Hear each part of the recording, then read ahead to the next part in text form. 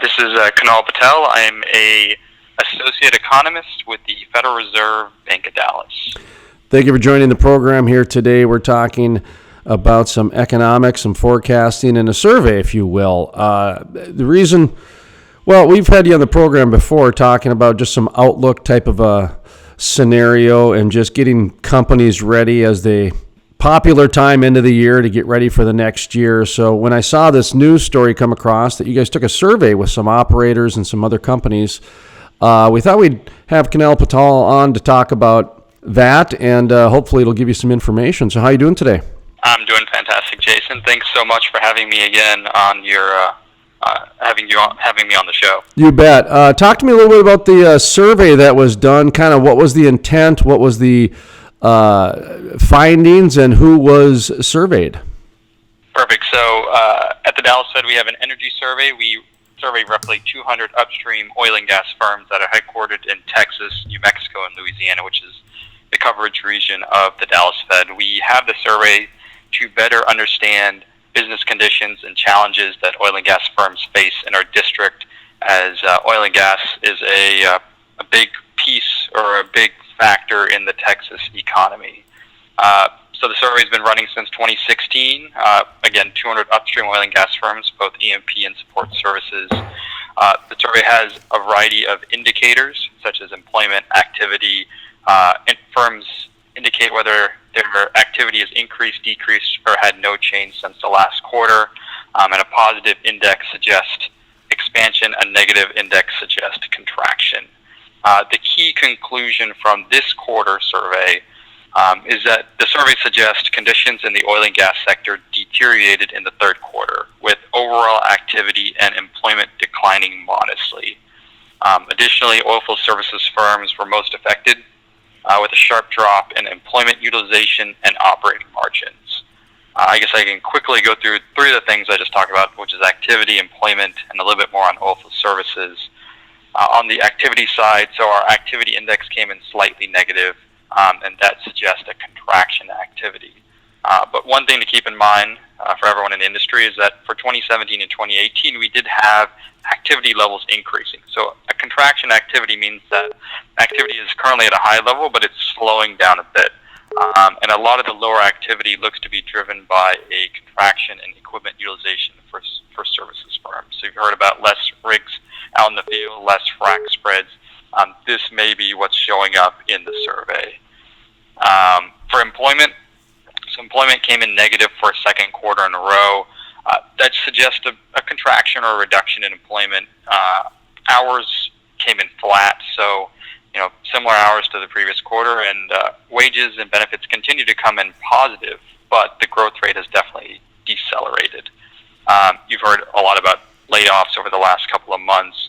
This may be just showing up into these indexes. Lastly, there's a lot of pressure on oilfield services firms. If you work for an oilfield services firm, you know that equipment utilization has fallen over the last quarter. Oilfield services firm report rising cost, lower selling cost, and as costs are rising and selling costs are declining, it's leading to lower margins compared to the last quarter. I guess our last key finding is that uncertainty remains high, and the outlook kind of remains unchanged from the previous quarter. Last quarter, firms were pessimistic, and so you can pretty much in some ways say that this quarter they still remain in some ways pessimistic. There's just a lot of uncertainty out there, mostly around commodity prices. There's some regulatory concern, and there seems to be less access to credit. And so those are like the main findings through the indexes from our latest survey. I definitely recommend checking it out. It's on our Dallas Fed website, and it's released every quarter. This is some really good information here. In fact, as I was writing my notes here, taking notes, bullet points, etc., this is a lot of what we've talked about on the Crude Life platform for the past year. A lot of these different bullet points that you were just naming. I wanted to ask you about a couple of them more in depth here, but I think as we kind of go through the next question or two, we'll get to them just organically.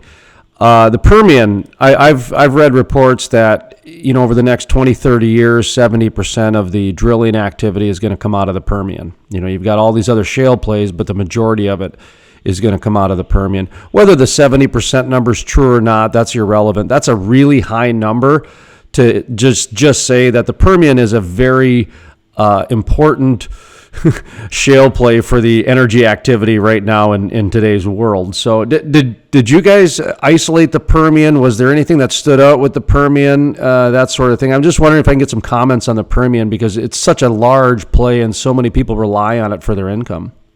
And you're definitely correct. So the Permian Basin, as you know, in 2018, the production growth from the Permian Basin as a percentage of the U.S., somewhere between, I think it's 50 or 60%. So most of the production growth has come from the Permian Basin. Most of the horizontal rigs in the U.S. are in the Permian Basin, let's say about 55%, give or take 5 or 10%. We specifically to the Permian, we did ask a special question. As you know, there's been some deceleration out in the field.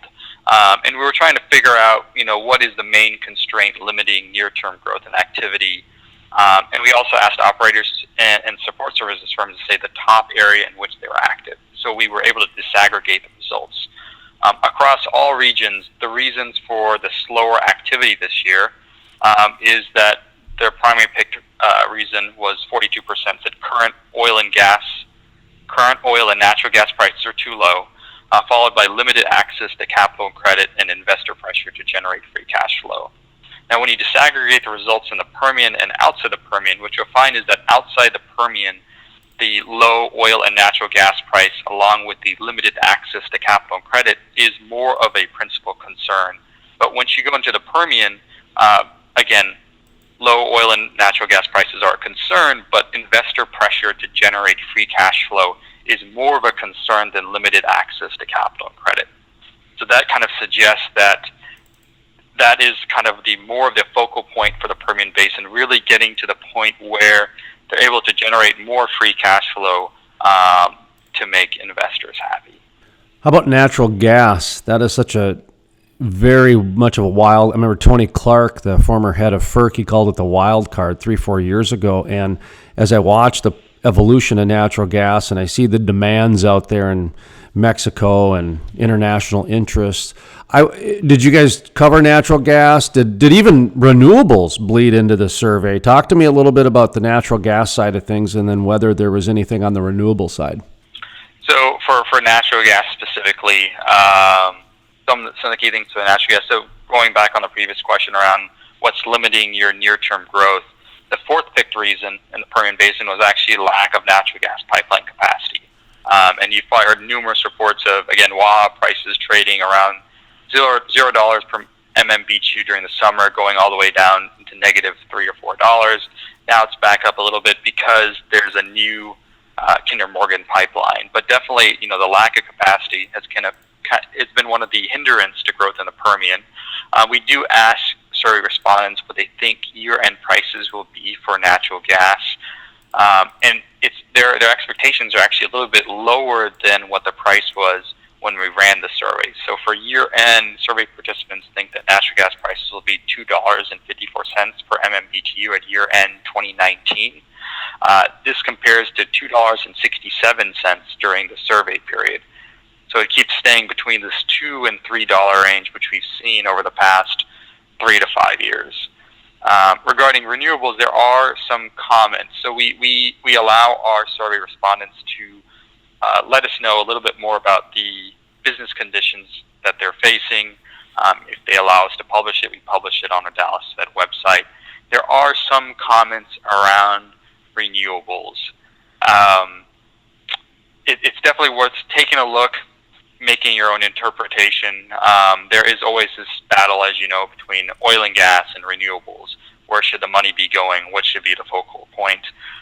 But there is a variety of views expressed I would recommend checking out because it's a little bit hard to kind of aggregate them into one specific.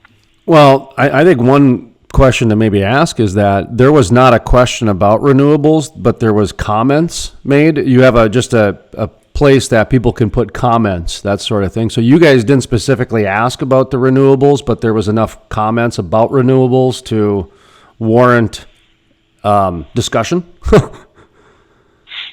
Is that did I hear that right? That is correct. So always with the story, right? You had to come up with a good question to ask, and it's kind of hard to say exactly how would you ask that question on renewables. But they are allowed to voice their opinion on renewables. And so one of the concerns I've heard from business contacts, people out in the field, is regulatory environment. Many of you have heard about what has happened in Colorado. Another one that's seeping too is in New Mexico. And so there's a comment on, that renewables only contribute to 5% of the general fund of New Mexico, but oil and gas gives 30%. There's nothing that can take the place of oil and gas. Can the public give up cars, their cell phones, or their clothes? They're all made with oil and gas. However, there has been a lot of regulatory concern in New Mexico in terms of trying to limit the amount of, development of oil and gas and increase the development of renewables. I am not, off the top of my head, I'm not familiar with the exact targets, but I believe that New Mexico has some targets that they're looking to meet in terms of renewable growth in the state. And so that's an example of one of the renewable comments. There are a variety of other ones. A lot of it is just it tends to be a little bit tense between the two. So this comment also wrote that protesters are so rude and ugly towards oil and gas, but yet they want our money. That's why I asked, because we've been following the rise of the environmentalism, or the change, or the evolution, or however it want to be phrased, to where it's gotten very political, very polarizing, to where you guys are getting it now at the Fed, where you didn't even ask it in the survey, and it's coming in. So my hunch was right. And so to me, the story is more that you guys didn't ask about renewables, but you got comments back on it. So that to me just kind of is more of the state of things, if that makes sense. It definitely makes sense. And Okay. a lot of at the Dallas Fed, we also do roundtables in which business leaders in oil and gas, they come in, they voice their concerns, and again, renewables do come up. One thing is that, as you know, oil and gas it's hard to replace, and when it comes to fossil fuel use, renewables can only take up a specific portion, even over the next 10 or 20 years. But it's definitely in some ways, I guess, a concern, which is why they've voiced it. It's just that the views are a wide variety. So that's why it's definitely worth taking a look. It's we kind of the comments also give us an idea of what they're thinking right now. Mm-hmm. And the New Mexico one is the one that's showing up a little bit more. I haven't seen as much, they haven't said anything about Texas, right? But in Texas, I don't think we've had any regulatory push towards renewables, so that's why there hasn't been as many comments. But for example, for this New Mexico one, this is an example of a business leader voicing their view on renewables in the state of New Mexico. Well, I think it's fair to say that's, I don't know how much of the percentage wants to get allocated, but I would imagine a big part of that uncertainty is coming from a lot of those comments too. People are uncertain about their future, uncertain, that sort of thing. And uncertainty, that's one of those words that I've heard since the downturn that the energy industry really does not want to hear. They don't like that. Investors don't like that. Speculators don't like that. And so that's interesting. Anyway, I transitioning to rig counts. I wanted to ask you about the big $1 million question, the one that everybody seems to follow, rig counts. I think that's an archaic way to track the energy industry, but that's just my opinion. I think there's other ways that is a little bit more efficient. But let's go with rig counts. Did you guys track rig counts? Did you ask on rig counts? Because the easy way of saying it is that rig counts are down 20%, so that means the guys who make drill bits, their business is down 20%. That's the very linear way of looking at things. How in depth did you guys get with rig counts? Was that part of the survey? We did ask a question around when survey participants, which are again executives from these 200 or so firms, when they thought that the number of U.S. rigs drilling for oil to bottom out. As you know, over the past year, the rig count has been declining. I can't say I know the number off the top of my head, but maybe it's in the hundreds.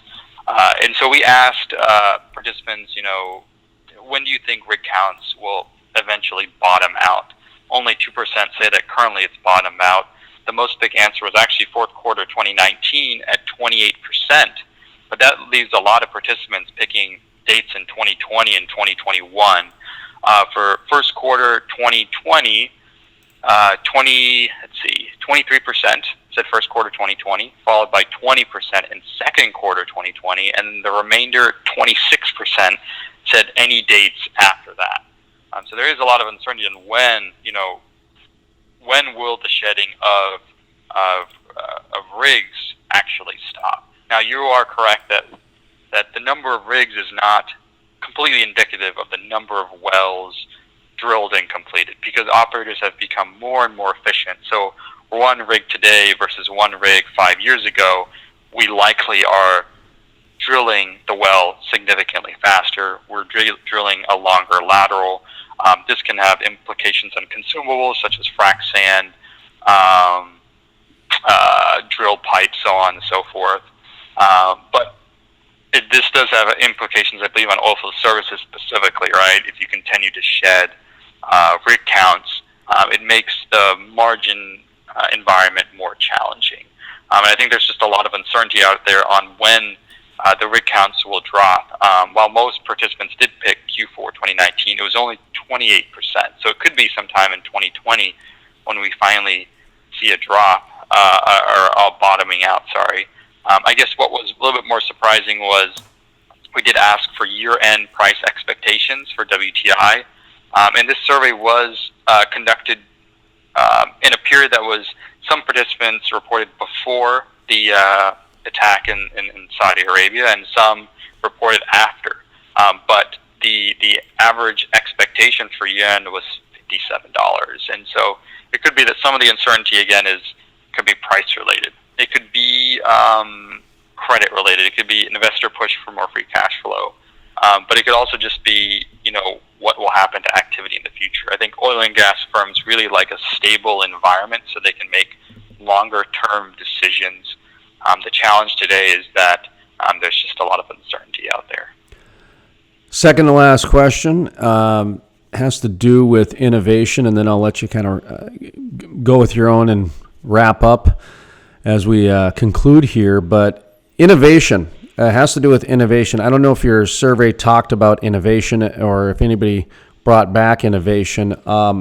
We started doing interviews about 3-4 months ago with some different slices of the industry to find out if anybody was, making money or treading water, et cetera. Because like I said, the very linear thought is, well, rigs are down 20%, so everybody's business is down 20%. And that's not always the case. So we found out that there's a couple of guys who are doing downhole video that, boy, in April, their business just took off. And then we've got some drone people that are seeing a spike in business. And they've mentioned more of the proactive side of the producers as opposed to the reactive side, kind of like that educational curve kicked in, that learning curve, that educational period, if you will, has finally taken hold on some areas.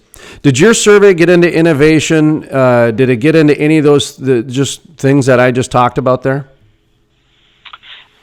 Not specifically. I think what you're really highlighting,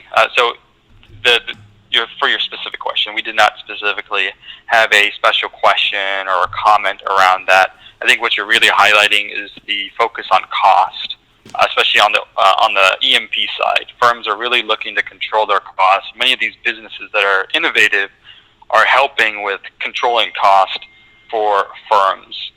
Now, around opportunities, there were some comments. So despite the fact that activity is slowing, there is a couple of comments around wages and benefits. One response, I believe it said something that wages and benefits are at an all-time high and that competition is still high for skilled field service personnel and specialized oilfield service drivers, I guess, for the trucking of oil. So there are opportunities out there, I guess, in terms of if you're an employee, the wages and benefits are still great. But there wasn't a specific question around, I guess, innovation, because it sounds, from what you're saying, Jason, a little bit more niche, but it seems to be more towards the real focus of controlling cost. You've seen a lot of public firms really talk about how they're going to meet their year-end budget this year, not go over. And a lot of these services that you're talking about are mainly around, it seems to be controlling costs. That's interesting you say that, because I want to ask you one more question before I let you summarize and plug where we can find the information. Quite a few people about 6-8 months ago started talking about how they really overspent in the last year, and that was their biggest problem. You know, there wasn't a problem getting business, it wasn't a problem maintaining this and that, but they just overspent a little bit. You're talking about controlling costs. Did anybody mention the word overspent, or was it just pretty much controlling costs? So of the two, whether it's controlling cost or overspent, so neither of those were actually responded. No one said that in the survey. This is more from what you hear from public conference calls. Sure. There wasn't either that specifically mentioned. I know that in Q2 we did ask a special question. I think in Q2 what had happened was prices had been quite volatile, so we were thinking, hey, have firms actually changed their budget for the year? And what we found was that, you know, the budget that they set in January of 2019, by the middle of the year, most respondents had not changed their budget at all. It was a very bell-shaped type curve where most people were saying no change. Some had slightly lower, some had slightly higher. I think looking externally, Rystad was trying to track, hey, did budgets change during the Q2 earnings release? And again, they didn't see much of a change. And so really firms are looking to stick with the budgets that they initially set out and look to really meet that towards year end. But neither of this was actually mentioned in a comment in the survey. This is more of just what I have personally been hearing through investor calls or Sure. talking with contacts. Yeah, but there's enough information and data to speak articulately and that sort of thing, without a doubt.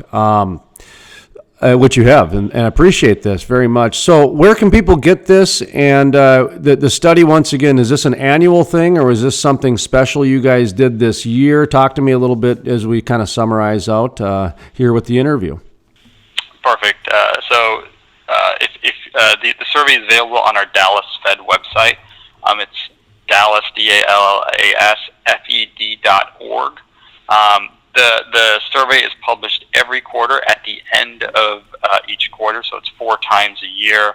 I think it's a unique way of seeing and looking at how firms or oil and gas firms are faring currently. And I think it's just one of the there are hundreds, if not thousands, of operators and support services firms in the state of Texas. This at least provides a unique way to see how their business conditions are. It's available on our website 4 times a year, widely read. I definitely recommend checking it out. And on there you'll see my email address. If you have a question, definitely shoot me a note.